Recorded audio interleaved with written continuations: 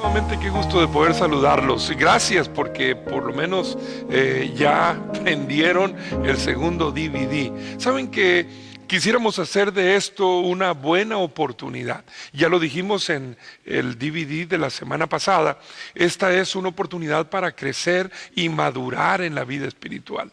La intención es, como dijimos también, que lleguemos a tener la experiencia diferente que hemos estado viviendo por mucho tiempo, algunos de nosotros, los que son nuevos en la iglesia, los que son nuevos en la fe, quisiéramos verlos desarrollar, quisiéramos verlos crecer, quisiéramos verlos madurar en forma extraordinaria, para bien de muchos otros, como lo hemos venido diciendo. Así es que en esta ocasión vamos a entrar en otros aspectos ya un poquito más fuerte de lo que queremos ver, de lo que queremos estar tratando. Quiero decirles que después de esta reunión, las que siguen, esperamos hacer algunos segmentos o hacer algunos cortes en los que va a ser bien útil, muy importante, que usted se siente por estos 25 minutos, media hora, no queremos que sea más tiempo que ese, se siente inclusive con su Biblia en la mano.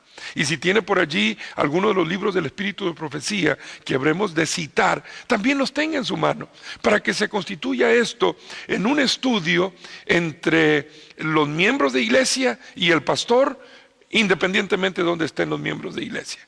Que vayamos creciendo juntos, porque es urgente que sucedan cosas importantes dentro de nuestra iglesia. Decíamos la ocasión pasada que hay algunos mitos con relación a la mayordomía. Mitos que encajonan, distraen, mitos que cierran las posibilidades de que nosotros mantengamos los sentidos abiertos a la bendición que Dios nos dejó al asociarse con nosotros sin que lo merezcamos, porque no lo merecemos, y que Él nos ha llamado, que somos socios en esta bendición. Mitos que dañan. El primero de ellos es decir que hablar de mayordomía es asunto de dinero y de ofrendas. El señorío, hermanos, es un estilo de vida. No es un asunto de dinero y de ofrendas. Es un asunto del corazón, hermanos. No es un asunto financiero, es un asunto de soberanía. Es un asunto de quién es el Señor en medio de todo esto. ¿Es Dios o soy yo? Así es que tenemos que echar por tierra ese mito. Hay un segundo mito, el mito de la mayordomía, que es una forma de financiar las actividades de la iglesia. No, la mayordomía, hermanos, es desarrollar el liderazgo espiritual que el Señor espera de nosotros.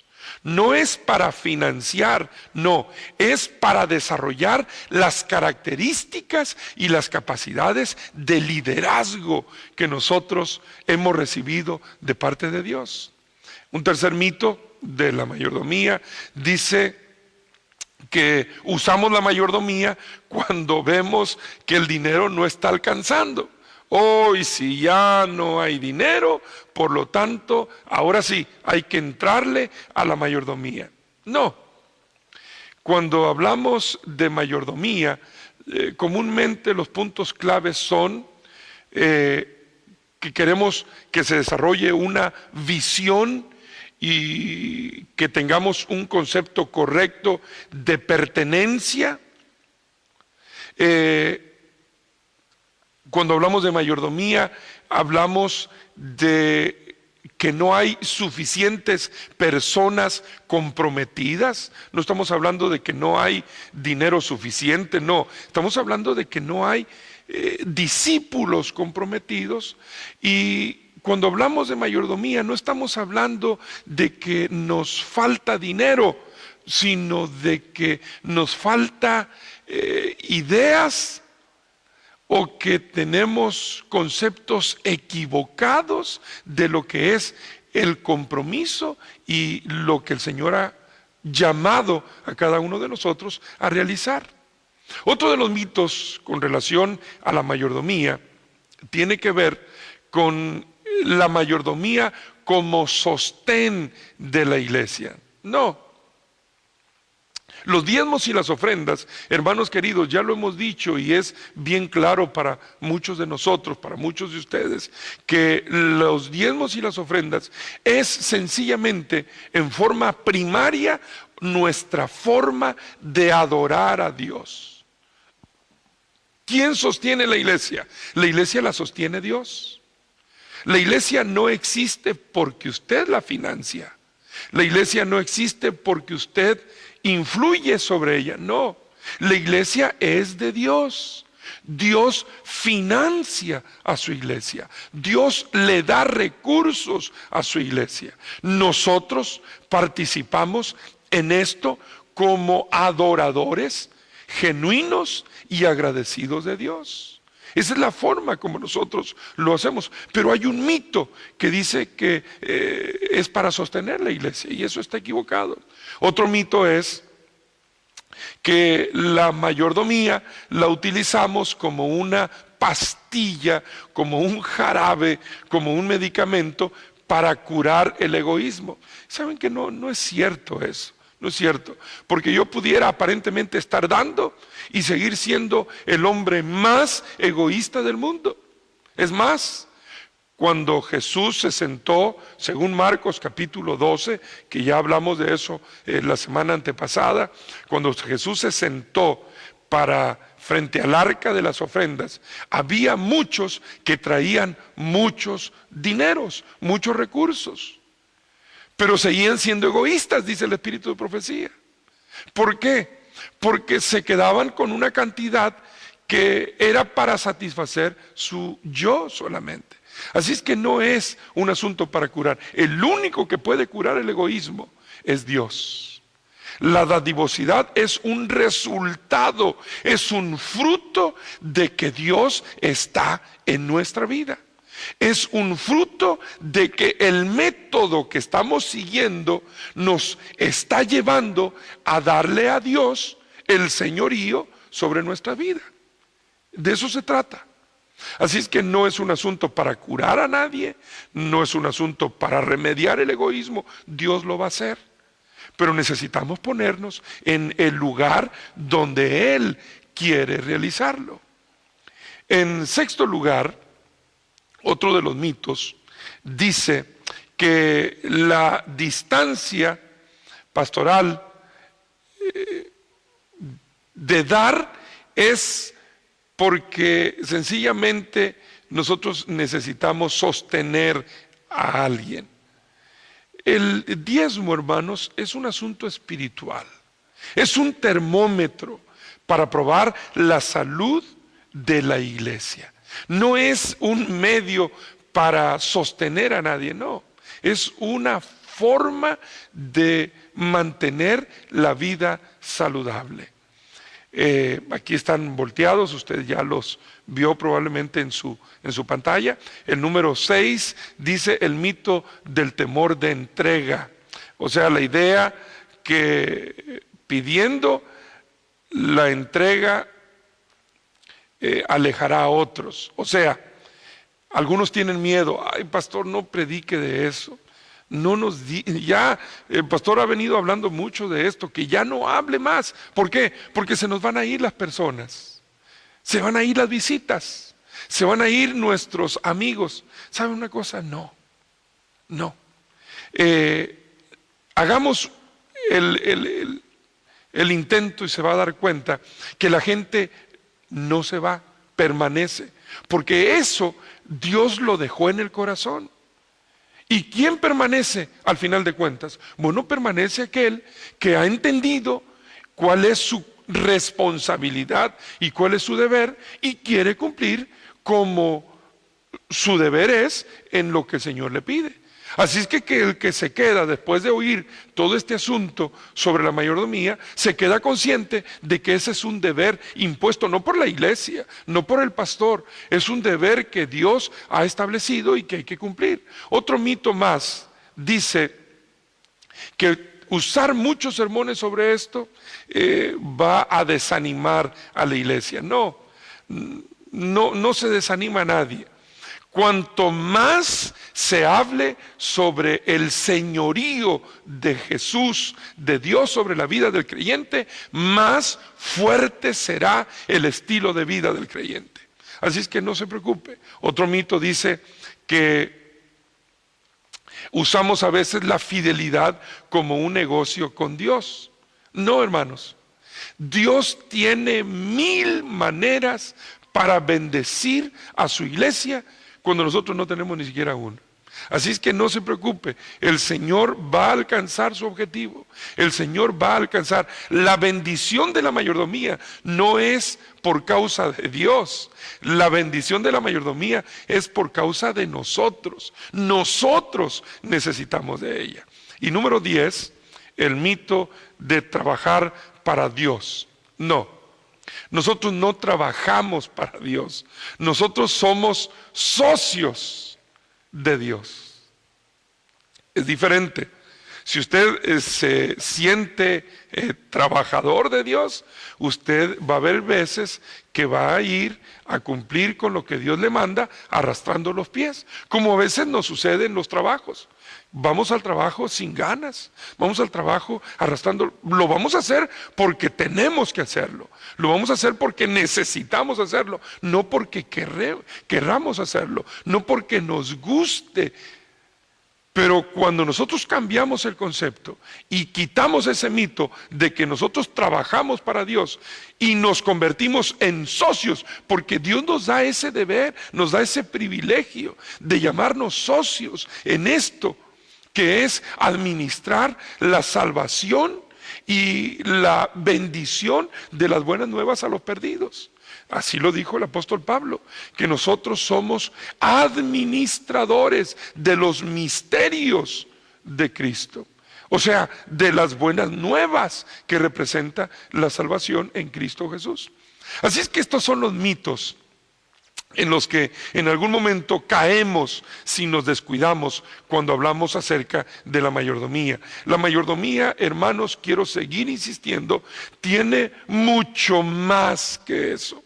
Y por eso es importante que redefinamos algunos conceptos importantes en forma general sobre la mayordomía. En primer lugar, hay ciertas presuposiciones bíblicas. O sea, ¿qué quiere decir esto? Que hay aspectos importantes que la Biblia establece y que nosotros necesitamos mantener bien claras en nuestra mente. Una presuposición bíblica, y la voy a leer, dice que Dios se involucra íntimamente en la vida de su pueblo, individual y corporativa. Las Escrituras son la historia de Dios relacionándose con sus hijos, con la humanidad. Así es que aquí, hermanos queridos, tenemos nosotros un concepto bien importante. Dios se está involucrando en forma estrecha con su pueblo.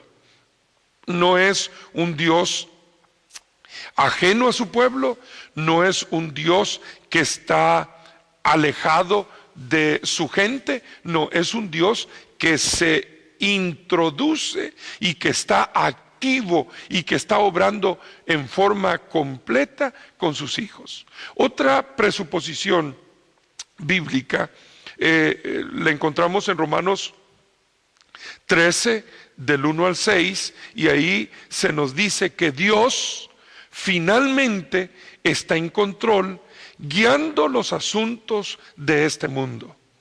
Él se involucra directamente en la historia y los trabajos mediante agencias humanas para realizar su voluntad. O sea, Dios está al control de las cosas. Es cierto, a veces pareciera que nosotros vemos el mundo Y a veces lo que sucede en el mundo se introduce, se filtra hacia la iglesia, y pareciera ser que también a veces en la iglesia, wow, la cosa no está del todo bien, no nos sentimos contentos y pareciera ser que todo está fuera de control. No, no. Dios tiene control y Dios seguirá teniendo control. Y Él se introduce y usa elementos humanos, usa individuos como lo usa usted, como me usa a mí, para mantener a la iglesia en la ruta de su voluntad. Otra presuposición acerca de la mayordomía dice que Dios como cabeza está en control directo de su iglesia, permitiendo lugar para decisiones humanas. Este factor tiene lugar en la tensión entre los polos de la soberanía de Dios y el albedrío de la libertad humana. O sea, Dios es la cabeza y da indicaciones bien claras para su pueblo. Y entonces Él, al darle esas indicaciones a su pueblo, le da la oportunidad a usted y a mí de usar nuestra libertad de elegir para hacer uso de esas oportunidades. Y nuevamente, Él es la cabeza y sin embargo no lo va a forzar usted a hacer algo que usted no quiere hacer, pero sí le da la oportunidad de hacerlo. Ahora, si usted no lo hace y el Señor lo anima, lo invita y le indica que lo haga, pero usted es reacio y no lo hace, tenga por seguro que el Señor buscará a otro para que la tarea se realice. Eso sí, a lo mejor la próxima vez a usted el Señor lo va a invitar un poquito menos fuerte y menos insistente. Por eso qué importante es que el Señor le está llamando y le está invitando para participar en un ministerio, se involucre, porque es de Él, no es de nosotros. Otra presuposición más dice que como creador y redentor, Dios es el dueño de todo.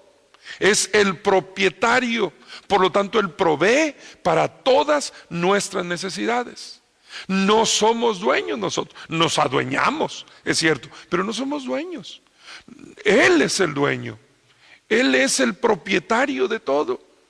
Él, por lo tanto, va a proveer para lo que nosotros necesitemos. Él dice así en los Salmos, si usted recuerda, cuando Él invita a dar, Él dice, si yo tuviera hambre, sabes que no te lo pediría a ti, porque mía son todas las bestias del campo, mío es todo el oro, mía es toda la plata.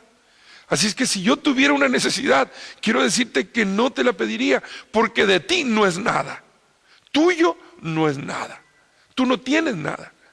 Yo soy el propietario, dice Dios. Otra presuposición bíblica en la que habremos de trabajar y en la que habremos de abundar, nos dice que Dios provee todo que necesite para realizar su voluntad para su iglesia en su debido tiempo. A veces nosotros pensamos que Dios debe trabajar más en el tiempo de nosotros. Lo curioso es que en la Biblia tenemos muchas referencias que nos dice Dios que esperemos y que Él va a hacerlo. Confía en Jehová, haz el bien, pero espérate, Él lo va a hacer a su debido tiempo. Somos muy desesperados. Y más cuando quisiéramos que las cosas se realicen según nuestra forma de que se hagan y a nuestro modo y a nuestro tiempo. Pero Dios tiene su tiempo. Dios va a proveer para su iglesia de las formas que a veces menos nos imaginamos. ¿Se acuerdan ustedes de Elías? ¿Quién iba a pensar? ¿A quién se le iba a prender la idea de que unos cuervos podían llevarle comida a Elías? Dios hace provisión de la forma menos imaginada por nosotros. Así es que confía en eso, Dios va a proveer. Otra presuposición bíblica que habremos de ver nos dice que Dios trabaja en sociedad con agentes humanos para realizar su voluntad. Como me gusta a mí, la hemos repetido en varias ocasiones, la cita de la página 12 del libro Servicio Cristiano, Dios pudiera muy bien predicar esta verdad mediante ángeles inmaculados, pero tal no es su plan. ¿Por qué? Porque Satanás puede imitar a los ángeles.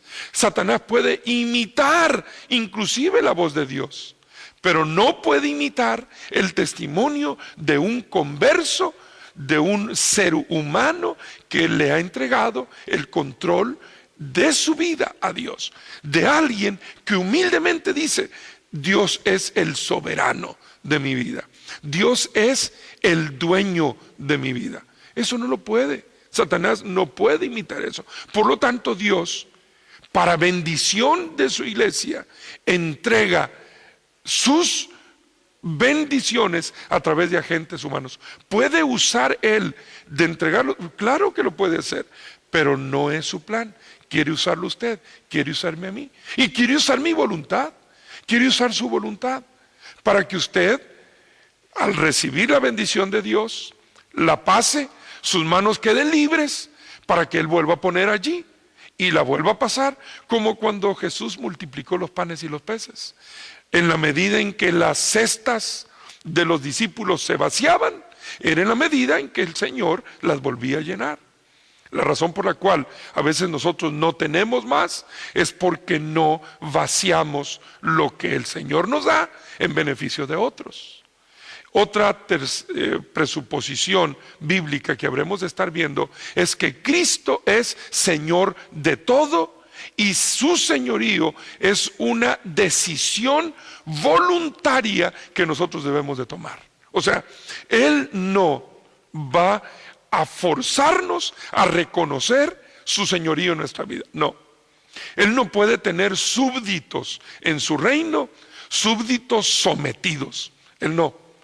Él gobierna sobre un grupo de seres libres y por lo tanto nosotros debemos de tomar la decisión de que Él sea el Señor de nuestra vida.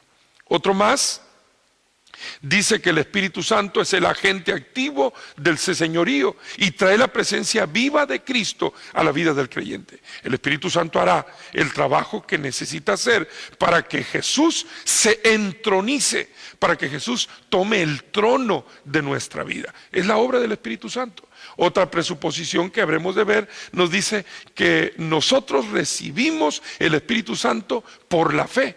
Y el Señor está listo para darnos, pero necesitamos pedirle que Él nos lo dé.